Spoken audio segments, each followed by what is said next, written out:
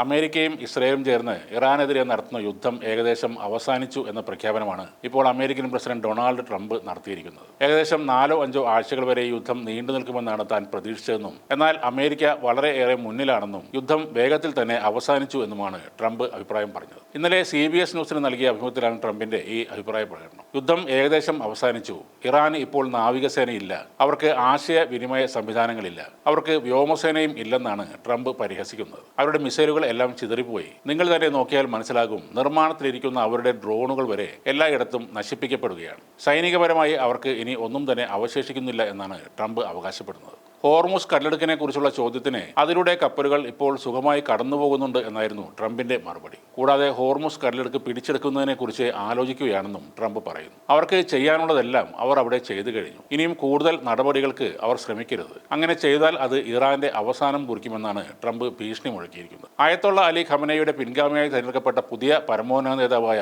Mojtaba ഖമനയെ കുറിച്ച് തനിക്ക് ഒന്നും പറയാനില്ല.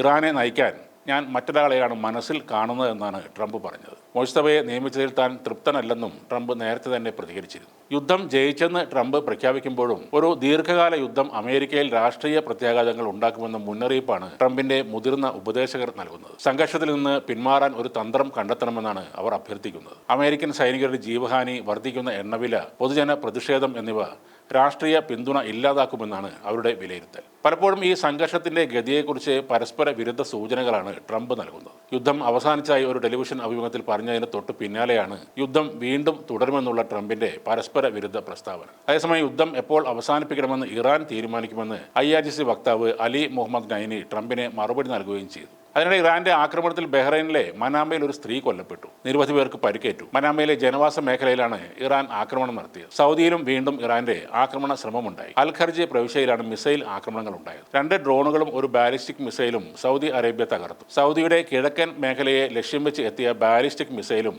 അവർ പ്രതിരോധിച്ചിരുന്നു. യുദ്ധം എത്രയും പെട്ടെന്ന് അവസാനിപ്പിച്ചില്ലെങ്കിൽ ലോകത്ത് എല്ലായിടത്തും പ്രശ്നങ്ങളുണ്ടാകും. ഇന്ധനം, പാചകവാതകം എന്നിവയ്ക്ക് കുത്തനെ വില വർദ്ധിക്കും. ഇന്നുവരെ ലോകത്ത് നടന്ന എല്ലാ യുദ്ധങ്ങളും നഷ്ടങ്ങൾ മാത്രമാണ് സമ്മാനിച്ചിട്ടുള്ളത്. ഇനിയും ഈ സംഘർഷം നീണ്ടുപോയാൽ ഗൾഫ് രാജ്യങ്ങളിലും കടുത്ത സാമ്പത്തിക പ്രതിസന്ധി ഉണ്ടാകും. തീർച്ചയായും അത് നമ്മളെയും ബാധിക്കുന്ന ഒന്നായിരിക്കും.